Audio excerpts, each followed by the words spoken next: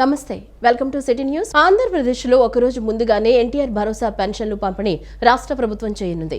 63.12 లక్షల పింఛన్దారులకు 2,743.99 కోట్లు పంచి పెట్టనుంది. పింఛన్లకు సంబంధించిన నగదును డిసెంబర్ 30వ తేదీన బ్యాంకుల నుంచి గ్రామ వార్డు సచివాలయ ఉద్యోగులు విత్డ్రా చేసుకోవాలని ఆదేశాలు జారీ చేసింది. నూతన సంవత్సర వేడుకల సందర్భంగా ఆంధ్రప్రదేశ్ ప్రభుత్వం కీలక నిర్ణయం తీసుకుంది. ఎన్టీఆర్ భరోసా పథకం కింద జనవరి నెలకు సంబంధించిన సామాజిక భద్రతా పింఛన్ను డిసెంబర్ 31న అంటే ఒకరోజు ముందుగానే లబ్ధిదారులకు పంపిణీ చేయాలని ప్రభుత్వం నిర్ణయించింది. ప్రజలు నూతన సంవత్సర వేడుకలు జరుపుకోనున్న నేపథ్యంలో ప్రభుత్వం పింఛన్లకు సంబంధించి ఈ ఆదేశాలు జారీ చేసింది. పింఛన్లకు సంబంధించిన నగదును డిసెంబర్ 30వ తేదీనే బ్యాంకుల నుంచి గ్రామ వార్డు సచివాలయ ఉద్యోగులు విత్డ్రా చేసుకోవాలని ఆదేశాలు జారీ చేసింది. ఈ మేరకు జిల్లా డిఆర్డీఏ పీడీలు అవసరమైన అన్ని ఏర్పాట్లు ముందుగానే పూర్తి చేయాలని ప్రభుత్వం సూచించింది. 2026 జూన్ నాటికల్లా వెలిగొండ ప్రాజెక్టును పూర్తి చేయడమే లక్ష్యంగా పనిచేస్తున్నట్లు జలవనరుల శాఖ మంత్రి నిమ్మల రామానాయుడు వెల్లడించారు. Feeder canal lining, retaining wall నిర్మాణ పనులు వెంటనే మొదలుపెట్టి సీజన్ ముగిసేలోగా పూర్తి చేయాలని అధికారులకు ఏజెన్సీకి ఆదేశాలిచ్చామని తెలిపారు. వెలిగొండ ప్రాజెక్టు పనుల పురోగతిపై జలవనరుల శాఖ మంత్రి నిమ్మల రామానాయుడు ఉన్నతాధికారులు మరియు ఏజెన్సీ ప్రతినిధులతో వీడియో కాన్ఫరెన్స్ నిర్వహించారు. ఈ సందర్భంగా మంత్రి మాట్లాడుతూ 7 కిలోమీటర్ల పొడవైన టన్నెల్ 2 లైనింగ్ పనులు ఇప్పటి వరకు 3.2 కిలోమీటర్లు పూర్తయిందని, మిగిలిన 3.6 కిలోమీటర్ల పనులను 2026 జూన్ నాటికి పూర్తి చేయడమే లక్ష్యంగా పెట్టుకున్నామని తెలియజేశారు. డిసెంబర్ నెలలో నిర్దేశించుకున్న లక్ష్యంలో దాదాపు 95% పనులు పూర్తి చేశామని వెల్లడించారు. టన్నెల్ 2లో చిక్కుకున్న టీబీఎం మెషిన్ తొలగింపుపై కమిటీ నివేదిక అందిందని, దాని ప్రకారం తదుపరి చర్యలు తీసుకుంటామని పేర్కొన్నారు. Feeder canal lining, retaining wall పనులను ఈ సీజన్ ముగిసేలోగా పూర్తి చేయాలని అధికారులను ఆదేశించిన మంత్రి ముఖ్యమంత్రి ఆదేశాల మేరకు 2026 కల్లా ప్రాజెక్టును ప్రజలకు అంకితం చేసేలా పనులను నిరంతరం పర్యవేక్షిస్తున్నట్లు స్పష్టం చేశారు.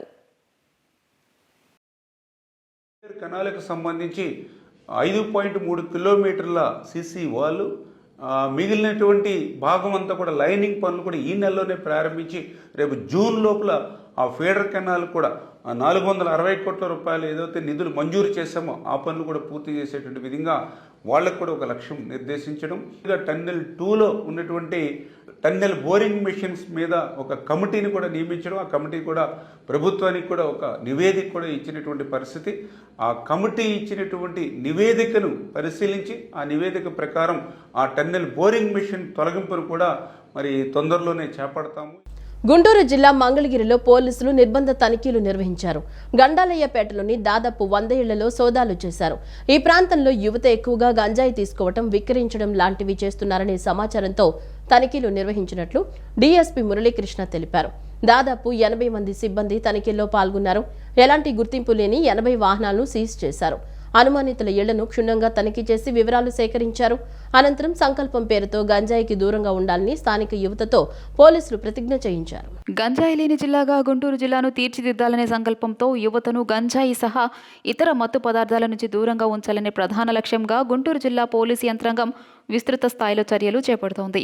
గుంటూరు రేంజ్ ఐజీ సర్వశ్రేష్ఠ త్రిపాఠి, జిల్లా ఎస్పీ వకుల్ జిందాల్ ఆదేశాల మేరకు గత వారం రోజులుగా గంజాయి నిర్మూలనకు సంబంధించి అవగాహన కార్యక్రమాలు, నిరోధక చర్యలు కొనసాగుతున్నాయని north sub division DSP Muralikrishna తెలియజేశారు. ఈ క్రమంలో గంజాయి వినియోగం, నిల్వ ఎక్కువగా జరుగుతున్నట్లు సమాచారం ఉన్న ప్రాంతాలను హాట్స్పాట్లుగా గుర్తించి శనివారం మంగళగిరి పట్టణంలోని గండాయపేట ప్రాంతంలో విస్తృత కార్డన్ అండ్ సర్చ్ నిర్వహించారు. ఈ సందర్భంగా డీఎస్పీ మురళీకృష్ణ మాట్లాడుతూ ఈ తనిఖీలో సబ్ డివిజన్ పరిధిలోని సుమారు 80 మంది పోలీస్ సిబ్బంది, సిఐలు, ఎస్ఐలు సిబ్బందితో కలిసి కార్డన్ అండ్ సర్చ్ కార్యక్రమంలో భాగంగా అనుమానాస్పద వ్యక్తులను, వాహనాలను సమగ్రంగా తనిఖీ చేసినట్లు ఆయన చెప్పారు. ఈ సందర్భంగా రికార్డులు లేని, నెంబర్ ప్లేట్లు లేని వాహనాలతో పాటు చట్టవిరుద్ధంగా తిరుగుతున్న మొత్తం 63 వాహనాలను పోలీసులు సీజ్ చేశారు. సరైన పత్రాలు చూపించి వాహనాలను తీసుకువెళ్లొచ్చని ఆయన తెలియజేశారు. వాహన యజమానుల వివరాలు సేకరించి గతంలో నేర చరిత్ర ఉన్నారా, రౌడీ షీట్లు ఉన్నాయా అనే అంశాలను కూడా పరిశీలించారు. అలాగే గతంలో వివిధ నేరాలకు పాల్పడిన వారు, అనుమానాస్పదంగా సంచరిస్తున్న వారిని గుర్తించి వారికి కౌన్సిలింగ్ నిర్వహించారు. మత్తు పదార్థాల దుష్పరిణామాలు, గంజాయి వినియోగం వల్ల వ్యక్తిగత జీవితం, కుటుంబం, సమాజంపై కలిగే ప్రతికూల ప్రభావాలను వివరించి భవిష్యత్తులో ఇలాంటి కార్యకలాపాలకు దూరంగా ఉండాలని హెచ్చరించారు. గంజాయి నిర్మూలనలో భాగంగా కార్డినెంట్ సర్చ్లో ప్రతి ఒక్కరితో గంజాయి వద్దు అనే సంకల్పం చేయించినట్లు డీఎస్పీ మురళీకృష్ణ అన్నారు. యువతను సరైన దారిలో నడిపించడమే పోలీసుల లక్ష్యమని, అవసరమైతే చట్టపరమైన కఠిన చర్యలు కూడా తీసుకుంటామని ఆయన స్పష్టం చేశారు. ఇలాంటి కార్డినెంట్ సర్చ్లు, ఆకస్మిక తనిఖీలు, అవగాహన కార్యక్రమాలు ఇకపై కూడా కొనసాగుతాయని ఆయన వెల్లడించారు.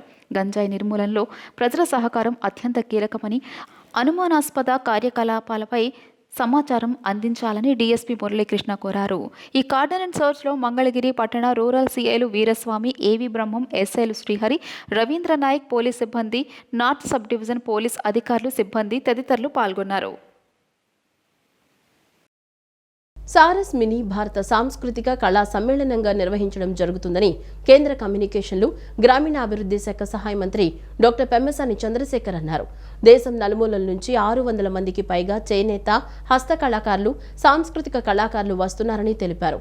ఈ మినీ భారత సమ్మేళనానికి పెద్ద ఎత్తున ప్రచారం జరగాలని కేంద్ర మంత్రి సూచించారు. సారస్ మినీ భారత సాంస్కృతిక కళా సమ్మేళనంగా నిర్వహించడం జరుగుతోందని కేంద్ర కమ్యూనికేషన్లు, గ్రామీణ అభివృద్ధి శాఖ సహాయ మంత్రి డాక్టర్ పెమ్మసాని చంద్రశేఖర్ అన్నారు. Saras sale of articles of rural artisan society ప్రదర్శనశాల ఏర్పాట్లపై జిల్లా కలెక్టర్ కార్యాలయంలో శుక్రవారం కేంద్ర మంత్రి సమీక్షించారు. ఈ సందర్భంగా మంత్రి మాట్లాడుతూ, దేశం నలుమూలల నుండి 600 మందికి పైగా చేనేత, హస్త కళాకారులు, సాంస్కృతిక కళాకారులు వస్తున్నారని, 250కు పైగా ప్రదర్శనశాలలు ఏర్పాటు చేస్తున్నారన్నారు. హ్యాండ్లూమ్స్, హ్యాండీక్రాఫ్ట్స్, చీరలు, షాల్స్, కార్పెట్లు, బెడ్షీట్లు, వెదురు, లోహ, గాజు ఉత్పత్తులు, సాంప్రదాయ ఆర్గానిక్ ఆహార పదార్థాలు, ఆభరణాలు, గృహ అలంకరణ వస్తువులు, ఆహార పదార్థాలు వంటి ఉత్పత్తులు ప్రదర్శన విక్రయం జరుగుతుందన్నారు. ఈ మినీ భారత సమ్మేళనానికి పెద్ద ఎత్తున ప్రచారం జరగాలన్నారు. పెద్ద సంఖ్యలో ప్రజల ప్రదర్శనలను తిలకించడమే కాకుండా వివిధ రాష్ట్రాల సంస్కృతి, సాంప్రదాయాల, హస్తకళలు, చేనేతలు, ఆహార పదార్థాల రుచులను తెలుసుకోవాలని కోరారు. సారస్కు మంచి బ్రాండింగ్ జరగాలని, పర్యావరణ హిత కార్యక్రమంగా నిలవాలని పిలుపునిచ్చారు. ప్లాస్టిక్ ఉపయోగించని వేడుకగా నిర్వహించుటకు ప్రతి ఒక్కరూ సహకరించాలని అన్నారు. పారిశుద్ధ్య నిర్వహణలో ప్రత్యేక శ్రద్ధ వహించాలని సూచించారు. వ్యర్థాల నిర్వహణ పట్ల కార్యాచరణ ఉండాలన్నారు. ప్రజలు అధిక సంఖ్యలో వస్తారనే అంచనా ఉన్నందున అగ్ని ప్రమాదాలు జరగకుండాను, ట్రాఫిక్ రద్దీ సమస్యలు తలెత్తకుండా పటిష్టమైన చర్యలు తీసుకోవాలని ఆదేశించారు. మొబైల్ నెట్వర్క్ సమస్య, వైఫై సమస్య ఉండరాదని అన్నారు. సారస్ మినీ భారత సాంస్కృతిక కళా సమ్మేళనంగా జాతీయ స్థాయిలో మంచి గుర్తింపు పొందుటకు క్రీడలతో పాటు వివిధ రంగాల్లో పేరు మోసిన వ్యక్తులు బ్రాండ్ అంబాసిడర్లుగా సందర్శించే విధంగా ఆహ్వానించాలని మంత్రి సూచించారు. సారస్లో భారతదేశ విభిన్న కళలు ఉట్టిపడే విధంగా కళా ప్రదర్శనలు ఏర్పాటు చేయాలని మంత్రి అన్నారు. వివిధ విశ్వవిద్యాలయాల విద్యార్థులు కొత్త ఆలోచనలకు అవకాశం కల్పించే ప్రదర్శనలు ఇచ్చే పరిస్థితి ఉందని చెప్పారు. ఫుడ్ కోర్ట్ ఆహార నాణ్యతలో రాజీ పడరాదని సూచించారు. నవరుచుల సమ్మేళనం కావాలని, గ్రామీణ వంటకాలు, చిరుధాన్యాల రుచులు అందించాలని అన్నారు. వీడియో కాన్ఫరెన్స్ ద్వారా న్యూఢిల్లీ నుండి పాల్గొన్న గ్రామీణ అభివృద్ధి శాఖ అధికారి స్వాతి మాట్లాడుతూ, సారస్లో మినీ భారతదేశం కనిపిస్తోందన్నారు. ప్లాస్టిక్ ఫ్రీ జోన్గా ఉండే విధంగా చూడాలని కోరారు. స్వయం సహాయక సంఘాల ఉత్తమ ఉత్పత్తులను ప్రోత్సహించడం సారస్ ముఖ్య ఉద్దేశమన్నారు. జిల్లా కలెక్టర్ ఏ తమీం అన్సారియా మాట్లాడుతూ, జిల్లా యంత్రాంగం తరపున పూర్తి సహాయ సహకారాలు అందిస్తామన్నారు. ప్రజా ఉద్యమకారుడు, రైతు నాయకుడు, సిపిఎం నేత అప్పలరాజుపై పెట్టిన పీడీ యాక్ట్లు రద్దు చేసి వెంటనే ఆయన్ను విడుదల చేయాలని సిపిఎం డిమాండ్ చేసింది. అప్పలరాజుపై పీడీ యాక్ట్ పెట్టడాన్ని నిరసిస్తూ బీసెంట్ రోడ్లో సిపిఎం నేతలు వినూత్నంగా నిరసన వ్యక్తం చేశారు. చేతులకు ఇనుప గొలుసులు, తాళతో సంకెళ్లు వేసుకుని కూటమి ప్రభుత్వ వైఖరిపై మండిపడ్డారు. పీడీ చట్టం అనేది రౌడీజం, గంజాయి వ్యాపారం చేసే వారిపై పెట్టి కేసులని ఆ పార్టీ రాష్ట్ర కార్యదర్శి వర్గ సభ్యులు బాబురావు డిమాండ్ చేశారు. ఉద్యమ నేత అప్పలరాజుపై అక్రమంగా బనాయించిన పీడీ యాక్ట్ను రద్దు చేసి బేషరతుగా విడుదల చేయాలని డిమాండ్ చేస్తూ సిపిఎం, సిఐటియు ఆధ్వర్యంలో నిరసన తెలియజేశారు. విజయవాడ బీసెంట్ రోడ్లోని అన్సారీ పార్క్ సెంటర్లో ధర్నా చేశారు. భూ కబ్జాదారులు, రౌడీలు, మాఫియాలపై మోపే పీడీ యాక్ట్ను ప్రజానేత, ప్రజా ఉద్యమ నాయకులు అప్పలరాజుపై మోపడం సిగ్గుసిగ్గు. ఉద్యమకారులపై ప్రభుత్వ దమనకాండ నశించాలని నినాదాలు చేశారు. ఇనుప తీగతో చేతులకు సంకెళ్లు వేసుకుని వినూత్న రీతిలో నిరసన తెలియజేశారు. సిపిఎం రాష్ట్ర కార్యదర్శి వర్గ సభ్యులు చిగురుపాటి బాబురావు, రాష్ట్ర కమిటీ సభ్యులు దోనిపూడి కాశీనాథ్ మాట్లాడుతూ, ప్రజానాయకుడు, ప్రజల తరపున నిరంతరం పోరాడే అప్పలరాజుపై అప్రజాస్వామిక, నిరంకుశ వైఖరితో పీడీ యాక్ట్ను మోపడం తమ పార్టీ తీవ్రంగా ఖండిస్తోందని అన్నారు. అప్పలరాజును విడుదల చేయకపోతే వామపక్ష, ప్రజాతంత్ర, లౌకిక పార్టీలతో పాటు ప్రజలను ఐక్యం చేసి రాష్ట్ర వ్యాప్తంగా ఉద్యమాన్ని ఉధృతం చేస్తామని హెచ్చరించారు. అనకాపల్లి జిల్లాలో రైతు నాయకుడు సిపిఎం నేత అప్పలరాజు మీద ప్రివెన్సివ్ డిటెన్షన్ పీడీ చట్టం కింద కలెక్టర్ గారు నోటీస్ ఇచ్చి డైరెక్ట్గా జైలుకి పంపించారు. రౌడీల మీద, కబ్జాకోరుల మీద, అక్రమ మద్యం వ్యాపారం చేసేవాళ్ళ మీద, గంజాయి వ్యాపారం చేసేవాళ్ళ మీద, భూ కబ్జాకోరుల మీద ప్రయోగించాల్సినటువంటి పీడీ చట్టాన్ని ప్రజల తరపున అడిగేవాళ్ళ మీద పెట్టడం అంటే ఎంతకంటే దుర్మార్గం ఇంకోటి ఉందా? 45 ఏళ్ల క్రితం ఎమర్జెన్సీ కాలంలో ఆ రోజు పెట్టారు రాజకీయ నాయకుల మీద, మళ్ళీ వాళ్ళు పెడతా ఉన్నారు. ఏంటి వాళ్ళు చేసేన్నారు? అనకాపల్లి జిల్లా నక్కపల్లిలో బల్క్ ఫార్మా ఇండస్ట్రీ పెడతా ఉంటే భూములు లాక్కుంటున్నారు. ఆ మందుల పరిశ్రమ పెడితే కాలుష్యంతో మేము బతకలేము, కాబట్టి మా భూములు లాక్కోవద్దని అడిగితే నేరమా? దానికోసం కేసులు పెడతారా? జైలుకి పంపుతారా? పీడీ చట్టాన్ని ప్రయోగిస్తారా?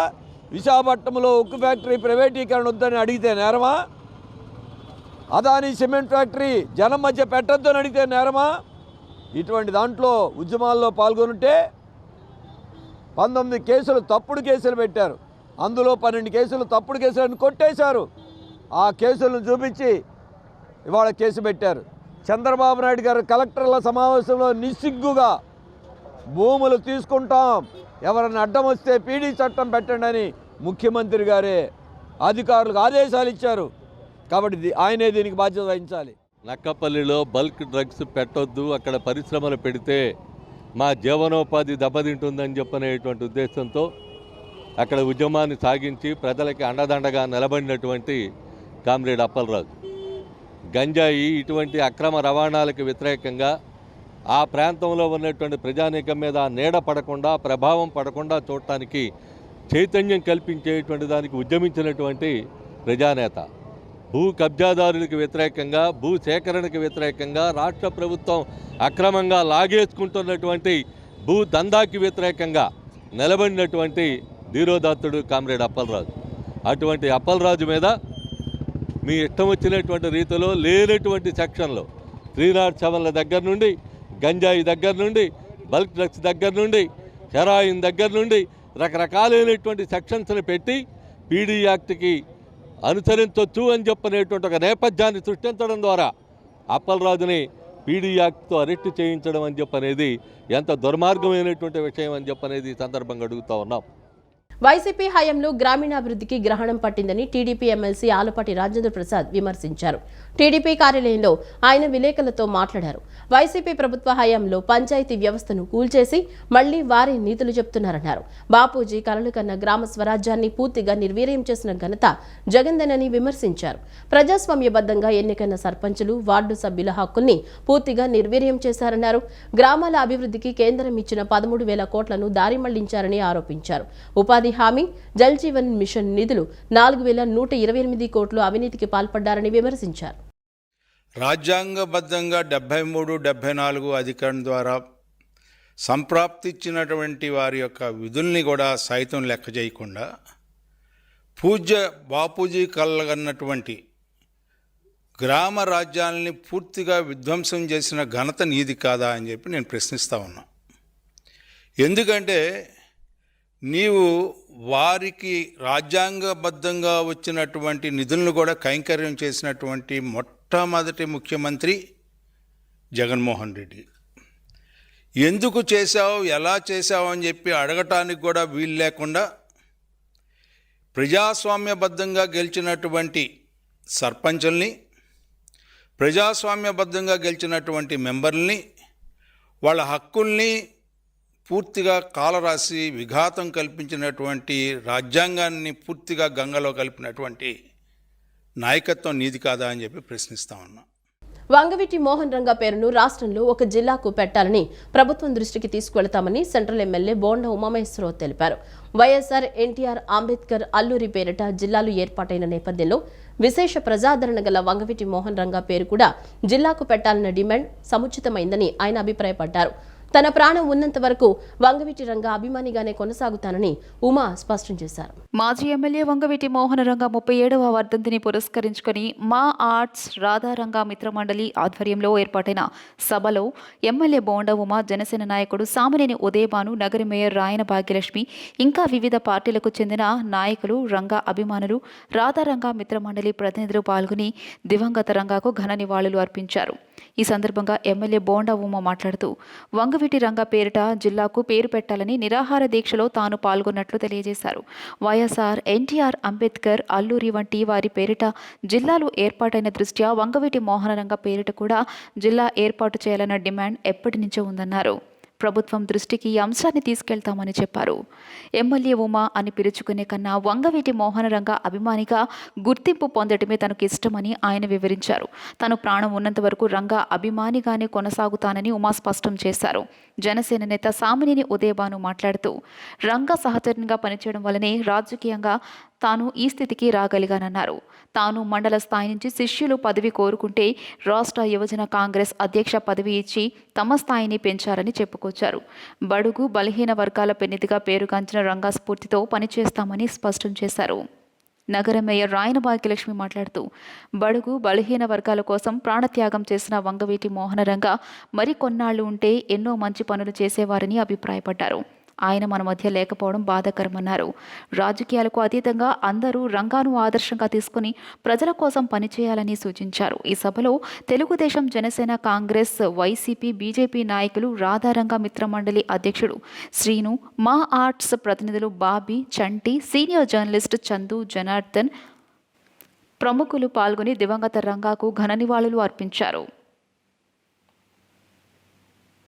వంగవీటి మోహన్ రంగా గారు ఈ రాష్ట్రంలో 5 కోట్ల మంది ప్రజల గుండెల్లో ఉన్నటువంటి వ్యక్తి వంగవీటి మోహన్ రంగా గారు. అది ఖచ్చితంగా మనం ఆలోచన చేయాలి. ఆలోచన చేసి ఈ న్యాయమైనటువంటి కోరికని, ఈ న్యాయమైనటువంటి ఆలోచనని ఖచ్చితంగా తీసుకోవాలి కన్సిడరేషన్లోకి. పట్ల ఉన్న భక్తి, పేదల పట్టున మరి అంకిత భావంతో ఆ రోజు ఆయన మనందరికీ కూడా దూరం అయ్యారు. కాబట్టి అటువంటి వ్యక్తిత్వాన్ని మరి ఎప్పుడు మర్చిపోకుండా భావి తరాల వారికి కూడా మరి వంగవీటి మోహన్ రంగా గారి నాయకత్వం వారు చేసిన పరిస్థితుల గురించి కూడా భావి తరాల వారికి కూడా చెప్పి తప్పకుండా ఆ మహనీయుడికి మనంతా కూడా శ్రద్ధాంజలి ఘటిస్తుంటాం. మరి ఈ కార్యక్రమాన్ని ఏర్పాటు చేసిన పెద్దలకు అందరూ కూడా మరొకసారి ధన్యవాదాలు తెలియజేసుకుంటూ సెలవుస్తున్నాను. జోహార్. ఎందుకు ఈ ప్రభుత్వాలు ఇంత జనాదరణ ఉన్న వంగవీటి మోహన్ రంగారావు గారి పేరు ఒక జిల్లాకి పెడతానికి ఎందుకు సంశయిస్తున్నారో ఈ ప్రభుత్వాల్ని మీ మీడియా ద్వారా నేను ప్రశ్నిస్తూ ఉన్నాను. అంత ప్రజాదరణ ఉన్న వ్యక్తి పేరు పెట్టడానికి ఎందుకు సంశయిస్తున్నారు? గత ప్రభుత్వం కానీ ఈ ప్రభుత్వం కానీ. మరొక్కసారి మీ మీడియా ద్వారా నేను ప్రస్తుతం ఉన్న ప్రభుత్వాన్ని నేను వినయపూర్వకంగా నేను కోరుకుంటున్నాను. పేద వర్గాలకు ఎక్కడ కష్టం వచ్చిందన్న నేనున్నానని భరోసాగా ముందుండి వీరోచిత పోరాటం చేసినటువంటి వంగవీటి మోహన్ రంగా గారు వర్ధంతి పురస్కరించుకొని మరి వాడు 37వ వర్ధంతి కార్యక్రమం నగరంలో కూడా వాడవాడలో జరిగింది. ఇవాళ మా కాంగ్రెస్ పార్టీ ఆఫీసులో అలాగే 64 డివిజన్లో కూడా ఆయన అన్ని యూనియన్ సంఘాల ద్వారా కూడా జరిగింది. ఇవాళ మా యాడ్స్ సోదరులు ఎవరైతే చంటి గారు, అలాగే బాబీ గారు, అలాగే మా బావ చెన్నపాటి శ్రీనివాస్ గారు, వారి మిత్రబృందం అందరూ కూడా ఈ కార్యక్రమం ఏర్పాటు చేశారు. హృదయపూర్వక అభినందనలు. ఏదేమైనా ప్రజా జీవితం ఎంతకాలం ఉన్నామనేది కాదు, ప్రజల హృదయాన్ని చూరుకున్నామా లేదనే దానికే రంగా గారి జీవితం తార్కాణం కూడా సందర్భం మనం చేస్తాం. విజయవాడలో గత 100 ఏళ్ల చరిత్రలో అధికారం ఉన్నా లేకున్నా పేదవాడి పక్షాన ఎర్రజెండా నిలిచిందని సిపిఐ జాతీయ కార్యదర్శి కె రామకృష్ణ అన్నారు. ఎర్రజెండా నూతన శక్తిని కూడగట్టుకుని ప్రజా వ్యతిరేక పాలన చేస్తున్న పాలకులపై పోరాడడానికి సిద్ధమవుతున్నామని స్పష్టం చేశారు. దేశం బాగుపడాలంటే ఎర్రజెండా రెపరెపలాడాలన్నారు. నగరంలోని లెనిన్ సెంటర్ వద్ద సిపిఐ శతాబ్ది ముగింపు వేడుకలు ఘనంగా జరిగాయి. ఈ సందర్భంగా విజయవాడ జింకానా గ్రౌండ్ నుండి లెనిన్ సెంటర్ వరకు 150 అడుగులు ఎర్రజెండా చేత పట్టుకుని కొమ్ము డాన్స్, తీన్మార్, డప్పు వాయిద్యాలు, ధీంసా, కోలాట కార్యక్రమాలతో భారీ ప్రదర్శన సాగింది. అనంతరం లెనిన్ విగ్రహం ప్రాంగణం వద్ద పార్టీ నగర కార్యదర్శి జి కోటేశ్వరరావు అధ్యక్షతన జరిగిన బహిరంగ ఏర్పాటు చేశారు. ఈ సభలో రామకృష్ణ మాట్లాడుతూ దేశంలో వివిధ కారణాలతో కమ్యూనిస్టులు విడిపోయారని, దేశ ప్రయోజనాల కోసం ప్రజా వ్యతిరేక విధానాలపై పోరాడేందుకు అంతా ఏకం కావాల్సిన అవసరం ఉందని అన్నారు. దేశంలో అరాచకం రాజ్యమేలుతోందని, రాజ్యాంగాన్ని లౌకికవాదాన్ని కాపాడుకోవాల్సిన సామ్రాజ్యవాదుల నియంతృత్వ పాలనలో పార్టీపై అనేక కుట్రలు జరిగాయని, అయినా వెనకడుగు వేయకుండా పోరాడి నిలిచిందని పేర్కొన్నారు. ఎంతోమంది నాయకులు, కార్యకర్తలు ప్రజా పోరాటంలో అమరులయ్యారని చెప్పారు. 12 సంవత్సరాల మోదీ పాలనలో చేసింది ఏమీ లేదని, కేవలం మతం ముసుగులు రాజకీయ పబ్బం గడుపుతున్నారని ఆరోపించారు. దేశ సంపదను అమ్మే పనిలో మోదీ పాలన ఉందన్నారు.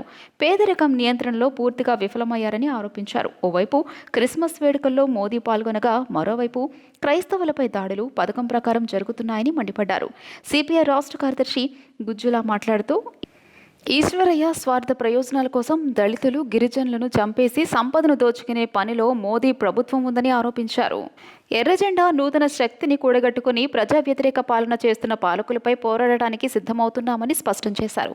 దేశం బాగుండాలంటే ఎర్రజెండా రెపరెపలాడాలన్నారు. ఈ కార్యక్రమంలో పార్టీ జాతీయ కార్యవర్గ సభ్యులు అక్కినేని వనజ, రాష్ట్ర కంట్రోల్ కమిషన్ చైర్మన్ మాజీ ఎమ్మెల్సీ పల్లి విల్సన్, ఎన్టీఆర్ జిల్లా సిపిఐ కార్యదర్శి దోనిపూడి శంకర్ తదితరులు పాల్గొన్నారు.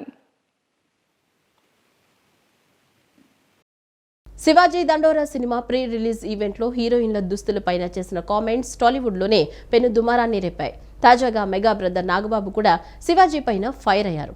అందుకు సంబంధించి ట్విట్టర్ వేదికగా ఒక వీడియోను కూడా విడుదల చేశారు. నాగబాబు మాట్లాడుతూ, నేను ఒక రాజకీయ నాయకుడిగా, సినీ నటుడిగా, ఒక కుటుంబ వ్యక్తిగా మాట్లాడలేదు. ఒక సాధారణ మనిషిగా ఈ విషయం పైన మాట్లాడుతున్నానని తెలిపారు. శివాజీ అనే వ్యక్తి నా టార్గెట్ కాదు. ఒకవేళ నేను మాట్లాడే మాటలు వారినే టార్గెట్ చేశాయి అనుకుంటే ఏమీ చేయలేను అంటూ శివాజీ చేసిన వ్యాఖ్యలను తప్పుబట్టారు. మన సమాజంలో ఇప్పటికీ పురుషాధిక్య ఆలోచనలు ఎక్కువగా నడుస్తున్నాయని, మహిళలు మోడర్న్ డ్రెస్ ధరించడం తప్పు కాదని, ప్రపంచంలో ఫ్యాషన్ అనేది ఎన్నో రకాలుగా ఉంటుందని తెలిపారు. మహిళల్ని కట్టడి చేయడం కంటే రక్షణ వ్యవస్థలను మరింత బలోపేతం చేయడమే మంచిదని సూచించారు. ఈ మధ్యకాలంలో ఆడపిల్లల వస్త్రధారణ మీద చాలామంది కామెంట్స్ చేస్తున్నారు. ఓపెన్గా మాట్లాడాలంటే ఈ మధ్యకాలంలో శివాజీ మాట్లాడాడు. Shivaji is not my target. ఒకవేళ ఎవరన్నా సరే శివాజీ నా టార్గెట్ అనుకుంటే అది మీ ఇష్టం. కానీ ఒక టైప్ ఆఫ్ మన సమాజంలో ఒక రకమైన రుగ్మత వెళుతుంది. అదేంటంటే moral policing. It's called moral policing. ఎంత మిత్తులో బతుకుతున్నారంటే సామాన్య జనం చాలామంది ఈ మేల్ చావనిస్టిక్ సొసైటీ, మగ అహంకారంతో ఉన్నటువంటి మన సమాజం, ఆడపిల్ల ఎలా ఉండాలి, ఆడపిల్ల వస్త్రధారణ ఎలా ఉండాలి, ఆడపిల్లలు ఎలా మాట్లాడాలి, ఆడపిల్లలు ఏం మాట్లాడాలి, ఏమి మాట్లాడకూడదు, దీని మీద ప్రతి ఒక్కడు, అతను పండితుడు కానించి పామరుడు దాకా ప్రతి ఒక్కడు ఆడపిల్ల ఎలా ఉండాలో మాట్లాడతారు. ఫస్ట్ పాయింట్, దీన్ని మోరల్ పోలీసింగ్ అంటారు. ఇది ఎగెనెస్ట్ కాన్స్టిట్యూషన్. ఒక ఆడపిల్ల ఇలాంటి వస్త్రధారణ చేసుకోకూడదు, ఒక ఆడపిల్ల ఇలాంటి వస్త్రధారణ చేసుకోవాలి అని చెప్పడానికి మీకేం హక్కు ఉంది? ఏ రైట్ ఉంది మీకు? అంటే మగవాడు కాబట్టి ఎవరి గురించి అని ఏదైనా స్వేచ్ఛగా మాట్లాడతారా? దురదృష్టం ఏంటంటే ఇలా మాట్లాడే మగవాళ్ళకు కూడా ఆడవాళ్ళ నుంచి ఒక రకమైన మద్దతు లభిస్తుంది. మనస్ఫూర్తిగా చెప్తున్నాను, ఖచ్చితంగా వాళ్ళ మనసు నుంచి వచ్చింది కాదు. అందరి యాక్సెప్టెన్స్, భర్త ఏమనుకుంటాడో, ఆ చుట్టుపక్కల మగవాళ్ళు ఏమనుకుంటారో, ఇంకొక వ్యక్తులు ఏమనుకుంటారో అనే మాట్లాడే ఆడవాళ్ళే తప్ప ఇన్నర్గా ప్రతి ఆడబిడ్డకి ఒక సెల్ఫ్ రెస్పెక్ట్ ఉంటుంది. నిత్యం తిరుమలపై కుట్రలు చేస్తూ వైసీపీ రాజకీయ పబ్బం గడుపుకుంటుందని టీడీపీ రాష్ట్ర ఉపాధ్యక్షులు వేమూరి ఆనంద సూర్య విమర్శించారు. మంగళగిరి టీడీపీ కేంద్ర కార్యాలయంలో విలేకరుల సమావేశంలో ఆయన మాట్లాడారు. తిరుమలలోనూ రాష్ట్ర వ్యాప్తంగా ఇతర ఆలయాల్లోనూ అనూహ్య రద్దీని సైతం సమర్థవంతంగా కూటమి ప్రభుత్వం నిర్వహిస్తోందని తెలిపారు. దీన్ని తట్టుకోలేని వైసీపీ తొక్కిసలాటలు, ప్రభుత్వ నిర్లక్ష్యం అంటూ తప్పుడు ప్రచారాలు చేస్తోందని ఆగ్రహం వ్యక్తం చేశారు. జగన్మోహన్ రెడ్డి వైసీపీ నాయకుడు ఎవరైతే ఉన్నారో ఆ జగన్మోహన్ రెడ్డి పాలనలో జరిగిన కుట్రలని ఈనాడు మళ్ళీ ప్రతిపక్షంలో కూడా, ప్రతిపక్షం అంటే ఆయనకి ప్రతిపక్ష హోదా లేదండి. ఇక్కడ మనకు సామెత చెప్పినట్టుంది, మేనేజర్కి ఎక్కువ ఈ ఎండీకి తక్కువ అనే పరిస్థితిలో ఈనాడు జగన్మోహన్ రెడ్డి తన కాలం వెళ్ళబుచ్చుతూ తన అక్కసు తీర్చుకోవటం కోసం దేవాలయాల్ని, ముఖ్యంగా టీటీడీని వేదికగా చేసుకొని తన శిష్య బృందం చేత, తన టీం చేత అనేక రకాలైనటువంటి అవకతవకలను సృష్టిస్తున్నటువంటి వ్యక్తి జగన్మోహన్ రెడ్డినని ఆంధ్ర రాష్ట్ర ప్రజలే కాకుండా టోటల్గా హిందూ వాదులందరూ కూడా ఇతని చర్యలని కనిపెట్టవలసినటువంటి అవసరం ఉంది. తమ కళాశాల 60వ వార్షికోత్సవాల సందర్భంగా పూర్వ విద్యార్థుల సమావేశం అత్యంత భారీగా నిర్వహించనున్నట్లు కేబిఎన్ కళాశాల పూర్వ విద్యార్థుల సంఘం అధ్యక్షుడు ప్రముఖ న్యాయవాది డిపి రామకృష్ణ తెలిపారు. Jabardasth fame Sudigali Sudheer, cine TV రంగ ప్రముఖులు ఇంద్రనీల్, సుహాస్ తమ కళాశాల పూర్వ విద్యార్థులని, వారితో పాటు ప్రముఖులు హాజరవుతారని చెప్పారు. 25 మందికి పైగా పూర్వ అధ్యాపకులతో పాటు సుమారు 4000 మంది ఈ కార్యక్రమానికి హాజరవుతున్నట్లు చెప్పారు. తమ కళాశాల 60వ వార్షికోత్సవాల సందర్భంగా పూర్వ విద్యార్థుల సమావేశం అత్యంత భారీగా నిర్వహించనున్నట్లు కేబిఎన్ కళాశాల పూర్వ విద్యార్థుల సంఘం అధ్యక్షుడు ప్రముఖ న్యాయవాది డిపి రామకృష్ణ తెలియజేశారు. గురువారం కళాశాలలో నిర్వహించిన విలేకరుల సమావేశంలో ఆయన మాట్లాడుతూ, తమ కళాశాల 1965లో ప్రారంభించారని, అప్పటి నుంచి వేలాది విద్యార్థులు ఈ కళాశాలలో చదివి దేశ విదేశాల్లో అత్యున్నత స్థానాల్లో ఉన్నారని చెప్పారు. కళాశాల అధ్యాపకుల బోధన, ప్రోత్సాహం తమ విజయాలకు కారణమన్నారు. కళాశాల అభివృద్ధికి పునరంకితం కావాలనే లక్ష్యంతో కేబిఎన్ ఓల్డ్ స్టూడెంట్స్ అసోసియేషన్ ఏర్పాటు చేశామన్నారు. 28వ తేదీ ఆదివారం కళాశాల ప్రాంగణంలో నిర్వహించే పూర్వ విద్యార్థుల సమావేశానికి విజయవాడ ఎంపీ కేశినేని శివనాథ్ ముఖ్య అతిథిగా హాజరవుతున్నట్లు చెప్పారు. కోసా కార్యదర్శి జేఎన్ శ్రీనివాస్ మాట్లాడుతూ, Chhattisgarh chief forest conservative officer IFS అధికారి Chandrasekhar, superintendent of police Indira Kalyan, Adi Nannaya విశ్వవిద్యాలయం ఉపకులపతి మాజీ మంత్రి Vellampalli Srinivas, Jabardasth fame Sudigali Sudheer, cine TV రంగ ప్రముఖులు ఇంద్రనీల్, సుహాస్ తమ పూర్వ విద్యార్థుల్ని వీరంతా ఈ సమావేశానికి హాజరవుతున్నారని చెప్పారు. కార్యక్రమ సంధానకర్త కళాశాల secretary and correspondent doctor T Srinivas మాట్లాడుతూ, తమ కళాశాల నాక్ A++ గ్రేడ్ సాధించడం వంటి ఎన్నో విజయాలకు కళాశాల చేస్తున్న సేవా కార్యక్రమాలకు పూర్వ విద్యార్థులు అండగా నిలుస్తున్నట్లు చెప్పారు. హిందూ హై స్కూల్స్ కమిటీ పరిపాలనాధికారి డాక్టర్ వి నారాయణరావు మాట్లాడుతూ, 25 మందికి పైగా పూర్వ అధ్యాపకులతో పాటు సుమారు 4000 మంది ఈ కార్యక్రమానికి హాజరవుతున్నట్లు చెప్పారు. విదేశాల్లో ఉన్న పూర్వ విద్యార్థులు కూడా ఈ కార్యక్రమాన్ని తిలకించేందుకు లైవ్ టెలికాస్ట్ ఏర్పాటు చేస్తున్నామన్నారు. Principal doctor G Krishnaveni, KOSA treasurer N Srinivasarao, joint secretary D Hemachandrarao సమావేశంలో పాల్గొన్నారు. ప్రతి సంవత్సరం కూడా మేము మా ఓల్డ్ స్టూడెంట్స్ అసోసియేషన్ తరఫున యాక్టివిటీస్ చేస్తూ కేబిఎన్ కాలేజీ వారికి ఏ విధంగా ఓల్డ్ స్టూడెంట్స్ తోడ్పడగలరు అనే సదుద్దేశంతో ఈ ఓల్డ్ స్టూడెంట్స్ అసోసియేషన్ను ప్రారంభించి కాలేజీ చేసే ప్రతి కార్యక్రమంలో కూడా మమ్మల్ని కూడా వారు భాగస్వాములుగా ఉంచి ఈ కాలేజీ అభివృద్ధికి నిత్యం మేము తోడ్పడుతున్నాం. కాలేజీ యొక్క అభివృద్ధి గురించి చెప్పాలంటే 1965వ సంవత్సరంలో ఈ కాలేజీ స్థాపించబడి 264 యొక్క స్టూడెంట్స్తో ఇది ప్రారంభించబడి, అప్పట్లో ఈ కాలేజీ మొత్తం కూడా బాగా లోతుగా ఉండి 2 షెడ్లతో ప్రారంభమైన కాలేజీ. ఈరోజు కనుక మీరందరూ కనుక చూస్తే ఈ కాలేజీ ఎంత డెవలప్ అయిందో కూడా మీరే చూడగలరు. మరి గత 60 సంవత్సరాలుగా వేలాది మంది విద్యార్థులు మా దగ్గర తయారై మంచి క్రమశిక్షణతో మరి దేశవ్యాప్తంగా కానీ ప్రపంచవ్యాప్తంగా కానీ అన్ని రంగాల్లో కూడా టాప్ మోస్ట్ పొజిషన్లో ఉండటం జరుగుతూ ఉంది. మరి వాళ్ళందరినీ కూడా పిలిపించి ఇక్కడ రేపు ఆదివారం నాడు 28వ తారీఖు ఉదయం 10 గంటల నుంచి సాయంత్రం 4 గంటల వరకు కూడా వేలాది మంది పూర్వ విద్యార్థులు, అలాగే ఈ కళాశాలకి మరి పునాదులు నిర్మించినటువంటి పూర్వ అధ్యాపకులు ఎవరైతే ఉన్నారో వాళ్ళందరినీ కూడా పిలిపించి మేనేజ్మెంట్ వాళ్ళందరినీ కూడా గౌరవించుకోవాలి, సన్మానించుకోవాలనేటువంటి సంకల్పంతో ముందుకెళ్తున్నారు. కృష్ణా జిల్లా బాపులపాడు మండలం హనుమాన్ జంక్షన్ కోడూరుపాడులో దివంగత వంగవీటి మోహన్ రంగ 37వ వర్ధంతిని ఘనంగా నిర్వహించారు. ఈ కార్యక్రమంలో గన్నవరం ఏఎంసీ మాజీ డైరెక్టర్ కోడెబోయిన బాబీ, చందు, శివ, గరికపాటి వెంకన్న, కొండపల్లి వెంకన్న, చందు శ్రీనివాసరావు, కోడెబోయిన బాబీ, ఇరదల నాగు, ఆళ్ల బాలకృష్ణ, ఆళ్ల భాను, చలాది నరసయ్య, చందు, రాజా పలువురు పాల్గొని రంగా విగ్రహానికి పూలమాలలు వేసి నివాళులర్పించారు. అనంతరం మాట్లాడుతూ, వంగవీటి మోహన్ రంగ మరణించి 37 ఏళ్లు గడిచిన పేద బడుగు ప్రజల గుండె, పేద బడుగు బలహీన వర్గాల గుండెల్లో చిరస్థాయిగా నిలిచిపోతారన్నారు. పేద ప్రజలు, రిక్షా, టాక్సీ, ఆటో కార్మికులకు కొండంత అండగా వెన్నుదన్నుగా నిలిచిన గొప్ప నాయకుడు వంగవీటి మోహన్ రంగా అని కొనియాడారు.